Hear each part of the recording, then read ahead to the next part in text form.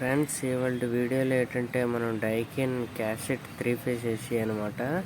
చూసారు కదా ఎలకలు ఎలాగా గూళ్ళు పెట్టేసాయో చూస్తున్నారు కదా.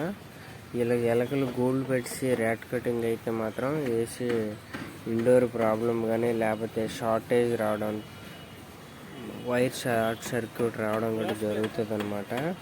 అందుకు మనం వీటి గురించి చాలా ప్రొటెక్షన్ అనేది మనం చేసుకోవాలి. మీ దగ్గరలో ఎలకలు కానీ ఉడతలు కానీ లేకపోతే బర్డ్స్ కానీ ఇలాంటి సిచ్యువేషన్ చేసినప్పుడు ఎలా మనం దాన్ని క్లియర్ చేసుకోవాలనేది మీకు చూపిస్తానమాట. చూస్తున్నారు కదా, అందులో అయితే ఇప్పుడు బర్డ్స్ గట్టి ఏమీ లేవన్నమాట. ప్రస్తుతానికి గూడు అయితే ఉంది ఎంటీగా. వైర్లు అయితే ఏమీ ర్యాట్ కటింగ్ అయితే అవ్వలేదు, బాగానే ఉన్నాయి ఫ్రెండ్స్. ఎందుకంటే ర్యాట్ కటింగ్ అవ్వకముందే మనం ఇది ప్రిపేర్ చేసుకుంటే మంచిది కదా.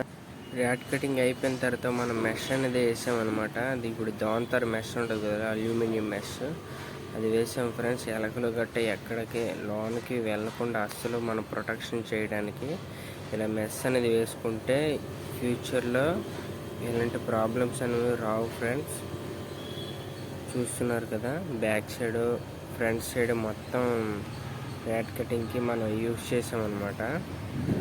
ఓకే ఫ్రెండ్స్, ఈ వీడియో కనుక మీకు నచ్చితే లైక్ చేయండి, షేర్ చేయండి, సబ్స్క్రైబ్ చేసుకోవడం మాత్రం మర్చిపోకండి ఫ్రెండ్స్.